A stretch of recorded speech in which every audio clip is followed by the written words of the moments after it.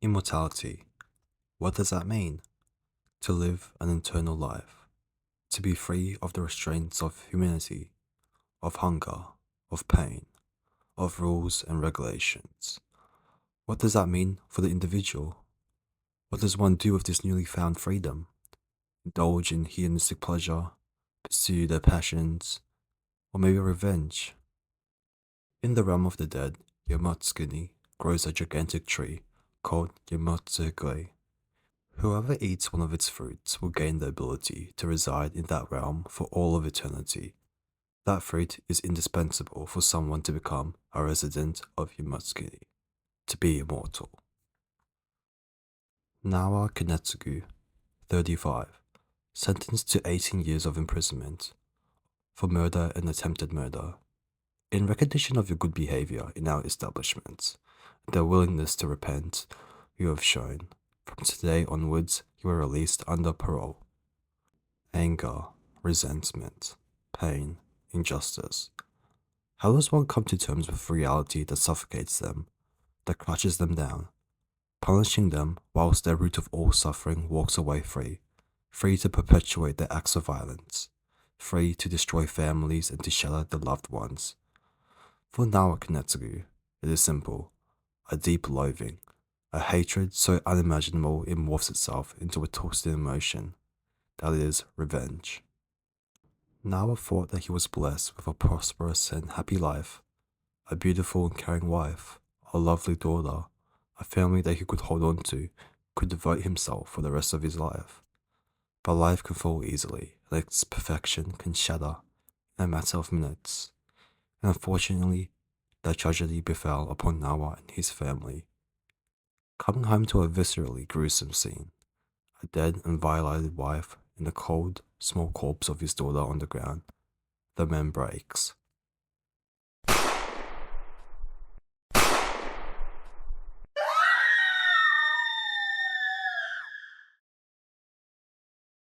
And now, coming back to an empty house, plagued by the thoughts of a killer roaming free, of the killer of his family roaming free. Nawa gives himself only one choice, a simple task really. The taxi rumbles along the road, bright beams of light flashing in the dark of the night. The silence is broken by Nawa asking the taxi driver, Shinichi Sasaki, if he has been in this business for a long time. I've done a lot of things in my life, and I have to say, this one gives me a lot of liberty. Break free of your ties, do what you love, that's my motto. Do you understand?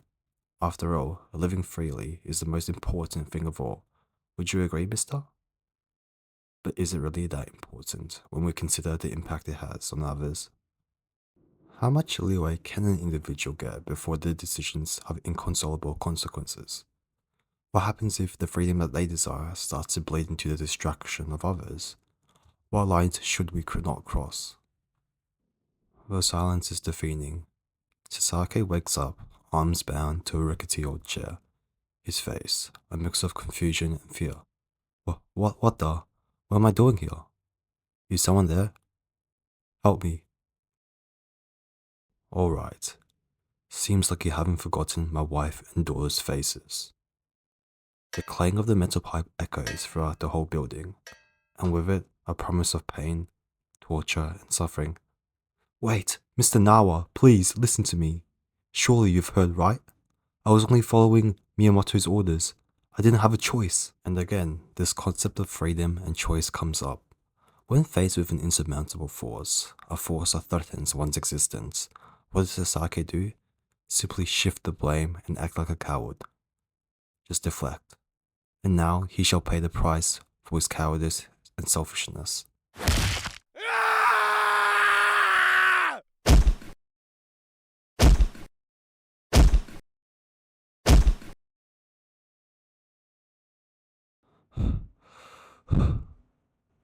The deed is done. Now I can return to his family. But fate is cruel. Everything is far from over. Sasaki is still alive. Now I hit Sasaki again. But it doesn't matter. He is immortal. As he regenerates yet again, Sasaki proclaims that he is a god, possessing the powers of the divine. A twisted smile etched on his face. "A god? That thing?" A girl interrupts the tense moment, dressed in shabby robes. As we now know, Sasaki has eaten the fruit of the underworld. Left in a state of confusion, Nawa turns away from the man and is met with a wooden stick thrust into his chest. As he lies bleeding on the floor, with Sasaki gloating in front of him, all hope seems lost. Then there's a noise. Nawa is still alive. A Lovecraftian monster by the look of things. His face, his arm, his body looks like a monster of Lovecraft's work, Cthulhu. As he panics over this unforeseen and gruesome transformation, Sasaki strikes him across the face, stunning him before impaling his hands and chest. As he twists the bar into his chest, he reveals something to Nawa. The scene flashes back to a series of strangulations, with the police remarking that it looks like a serial killing, and with Nawa at the crime scene, spotting the suspicious figure of Sasaki riding his bike. It all clicks together. Sasaki then narrates to Nawa about that time. He knew Nawa suspected him, so he had to do something.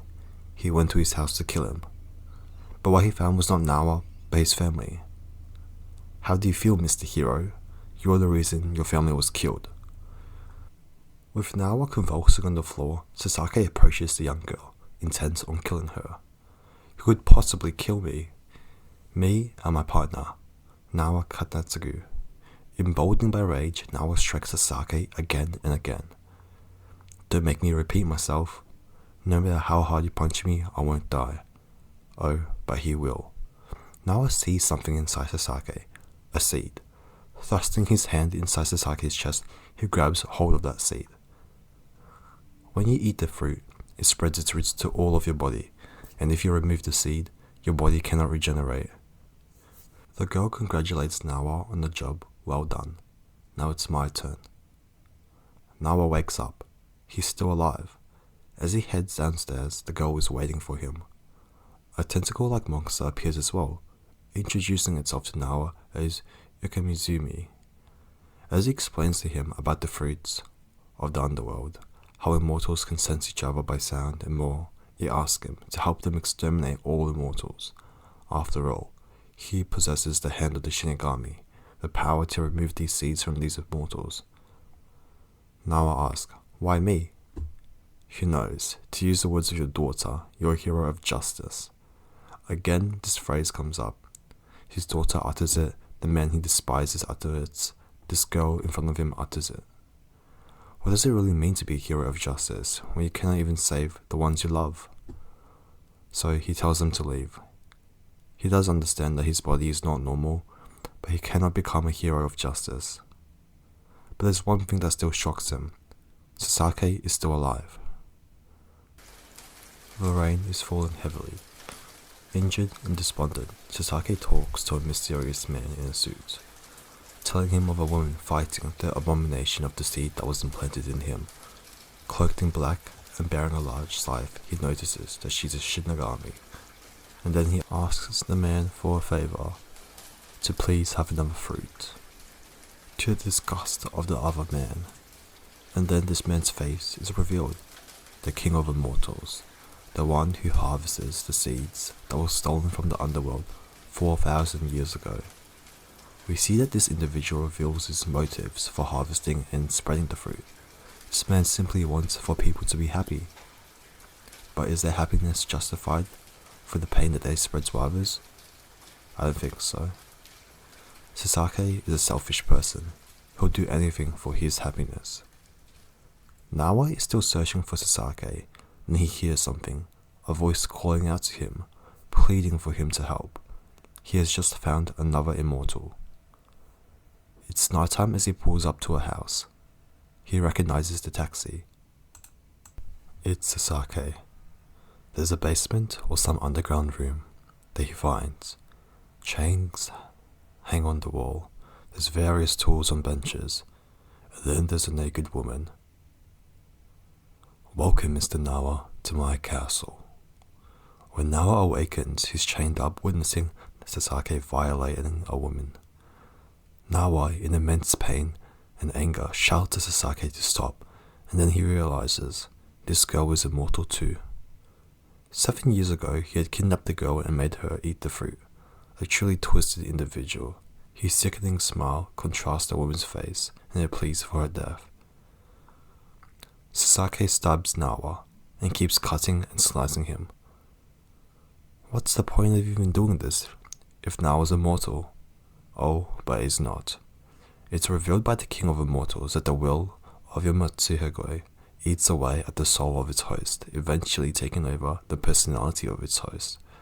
So, with enough pain, Nawa's psyche will be destroyed.